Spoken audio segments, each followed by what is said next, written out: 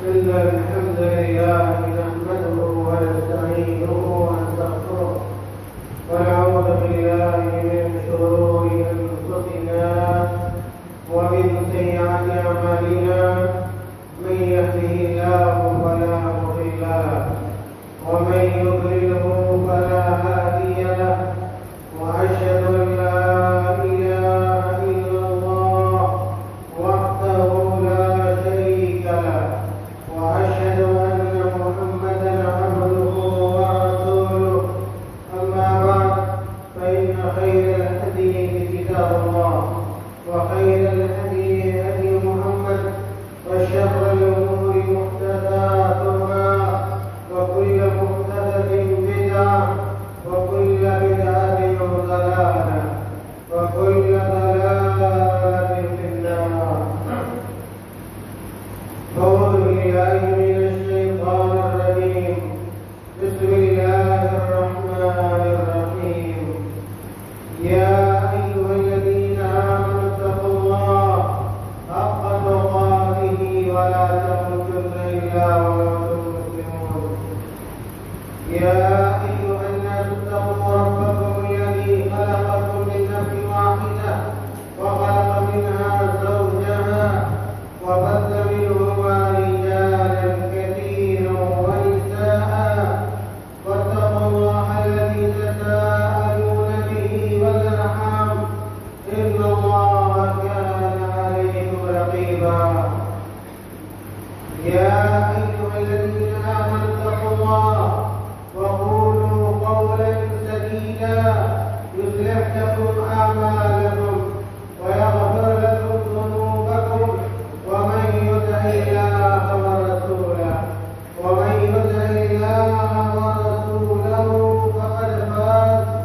فقد فاز فوزا عظيما. وقال تعالى في مقام آخر ولا تقتلوا النفس التي حرم الله إلا بالحق. وقال النبي صلى الله عليه وسلم في حجة الوداع أيها الناس إن دماءكم وأموالكم عليكم حرام إلى أن تلقوا ربكم كحرمة يومكم هذا وفي شهركم هذا في بلدكم هذا. حاضرین جمعہ، بزرگوں، نوجوانوں اور پیارے بچوں، ہم اور آپ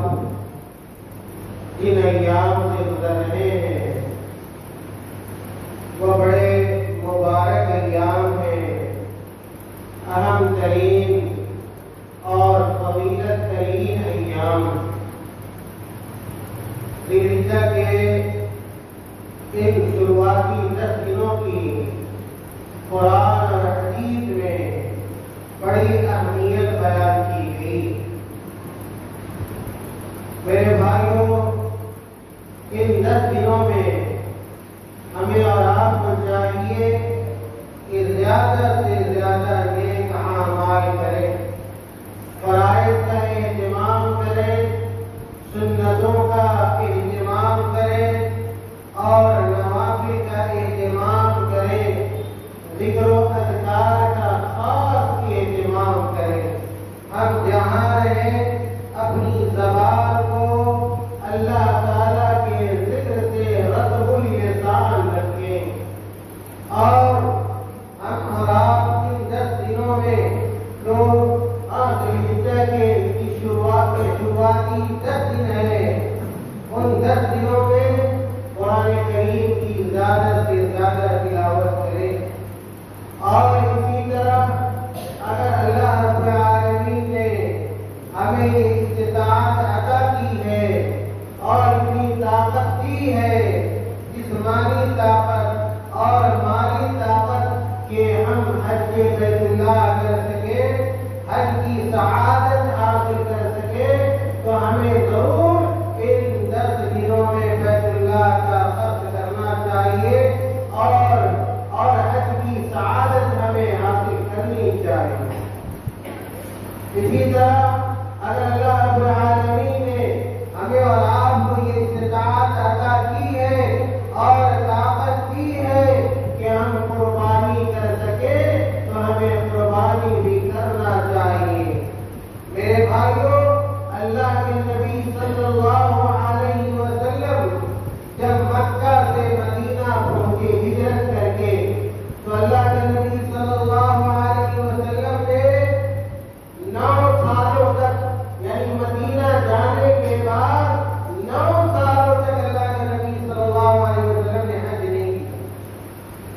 اور حج نہ کرنے کے بہت سارے وجوہات اور اسباب ہو سکتے ہیں جن کو اہل علم نے اپنی کتابوں میں بیان کیا ہے، ذکر کیا ہے۔ ایک بڑی وجہ یہ اہل علم نے بتلائی ہے کہ اس سے پہلے یعنی 8 ہجری تک بیت اللہ میں مشرکین بتوں کو رکھا کرتے تھے اور بتوں کو رکھ کر بیت اللہ کو خرید کر رکھا تھا، گندا کر رکھا تھا۔ اس لیے اللہ کے نبی صلی اللہ علیہ وسلم نے اس وقت تک حج نہیں کیا جب تک کہ اللہ تعالیٰ نے بیت اللہ کو ان جیسی غلاظتوں سے اور نجاستوں سے پاک نہ فرما دیا۔ اللہ کے نبی صلی اللہ علیہ وسلم نے ہجرت کے 10ویں سال حج کا ارادہ کیا اور اس کی عام منادی اللہ کے نبی صلی اللہ علیہ وسلم نے کرائی، عام اعلان کرایا تاکہ جو لوگ بھی اللہ کے نبی صلی اللہ علیہ وسلم کے ساتھ حج کرنا چاہتے ہیں وہ حج کا ارادہ کر لے، حج کا قصد کر لے۔ چنانچہ صحابہ کرام بڑی تعداد میں جو مدینے کے اندر تھے یا مدینے کے باہر جو دور دراز علاقوں میں صحابہ کرام تھے وہاں سے مدینہ پہنچے اور اللہ کے نبی صلی اللہ علیہ وسلم کی اقتداء میں، آپ صلی اللہ علیہ وسلم کی پیروی میں صحابہ کرام کی بڑی جماعت نے اللہ کے نبی صلی اللہ علیہ وسلم کے ساتھ 10 ہجری میں حج کیا۔ میرے بھائیوں، آپ صلی اللہ علیہ وسلم نے جو حج کیا تھا اس کی پوری تفصیل حدیث کی کتابوں میں موجود ہے، سیرت کی کتابوں میں موجود ہے۔ حضرت جابر بن عبداللہ رضی اللہ تعالیٰ عنہ نے بڑی تفصیل سے اللہ کے نبی صلی اللہ علیہ وسلم کے سفر حج کو بیان کیا ہے۔ آپ صلی اللہ علیہ وسلم نے جس طریقے سے حج کیا، آپ صلی اللہ علیہ وسلم کی ایک ایک ادا کو حضرت جابر بن عبداللہ رضی اللہ تعالیٰ عنہ نے ہمارے آپ میں بیان فرما دیا۔ امام مسلم رحمۃ اللہ علیہ نے جابر بن عبداللہ رضی اللہ تعالیٰ عنہ کی اس لمبی حدیث کو اپنی صحیح کے اندر بیان فرمایا ہے۔ جس کو بھی حج کا طریقہ جاننا ہو اور آپ صلی اللہ علیہ وسلم نے کیسے حج کیا، آپ صلی اللہ علیہ وسلم کا طریقہ حج کیا تھا، اس کو اگر کوئی آدمی دیکھنا چاہتا ہو، سمجھنا چاہتا ہو تو اس کو ضرور جابر بن عبداللہ رضی اللہ تعالیٰ عنہ کی حدیث کو پڑھنا چاہیے اور اس کو سمجھنے کی کوشش کرنی چاہیے۔ میرے بھائیوں، اللہ کے نبی صلی اللہ علیہ وسلم جب 9 ذی الحجہ کو، یہ ذی الحجہ کا مہینہ چل رہا ہے، یاد رکھیے، اور یہ عربی سال کا آخری مہینہ ہوگا، 12واں مہینہ ہے عربی سال کا، اور اس کے بعد جو شروع ہوگا مہینہ وہ محرم کا مہینہ شروع ہوگا، جو عربی کے اعتبار سے، عربی کیلنڈر کے اعتبار سے پہلا مہینہ ہوتا ہے۔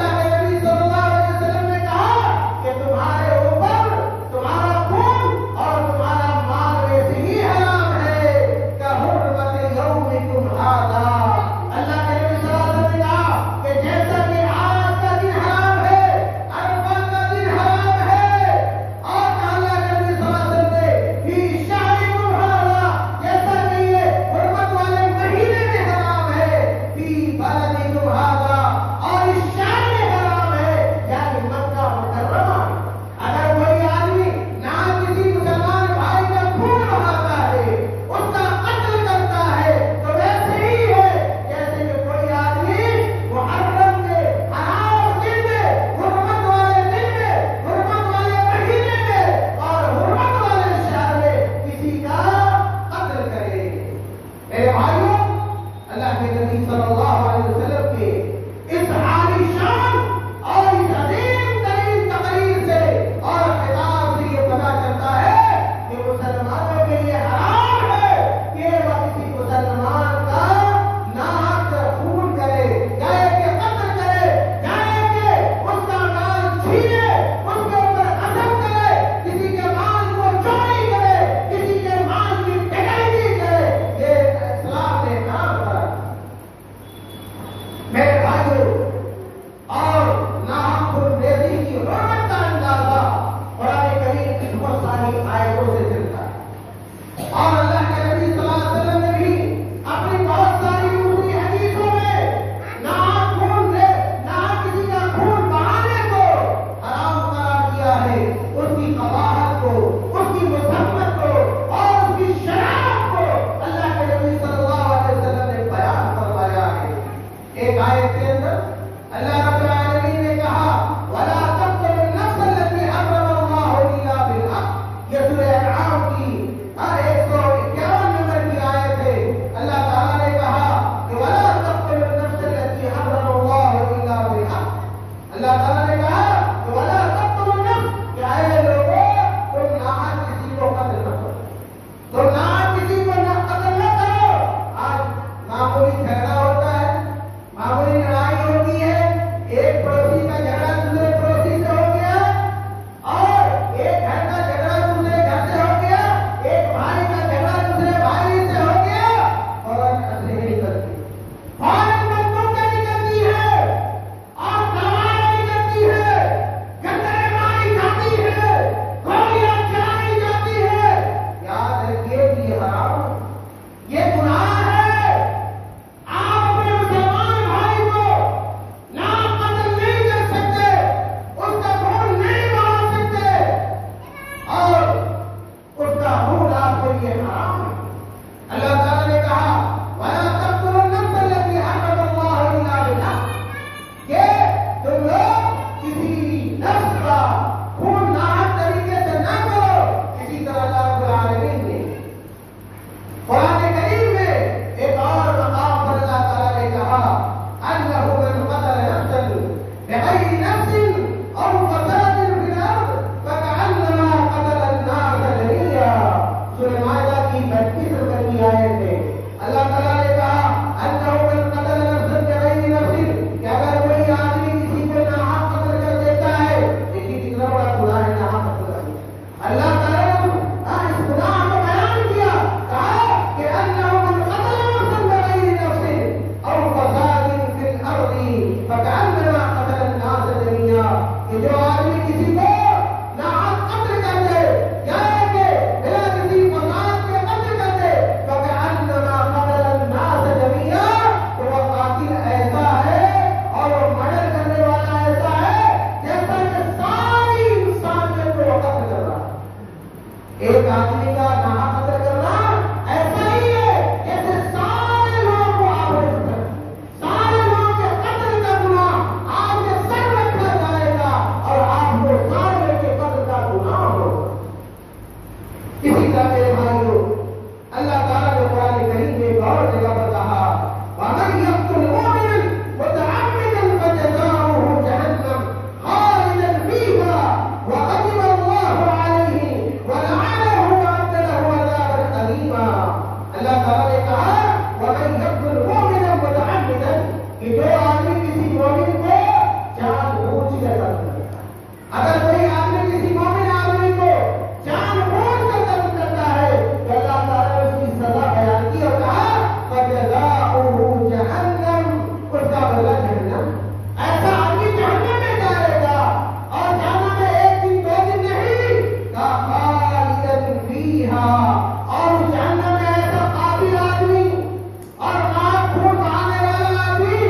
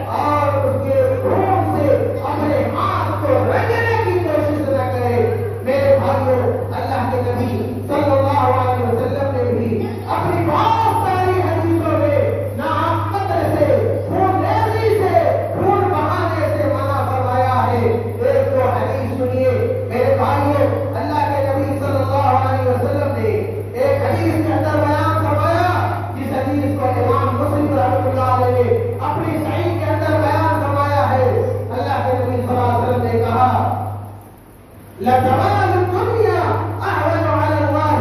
من قتل رجل مسلم. یہ صحیح مسلم کی روایت ہے. اللہ کے نبی صلی اللہ علیہ وسلم نے کہا کہ ایک مسلمان آدمی کا قتل ہو، کہتے اس سے زیادہ آسان یہ ہے اللہ تعالیٰ کے لیے کہ ساری دنیا ختم ہو جائے. ایک آدمی کا قتل اللہ تعالیٰ کی نگاہ میں اتنا بڑا گناہ ہے جیسے کہ ساری دنیا ختم ہو جائے.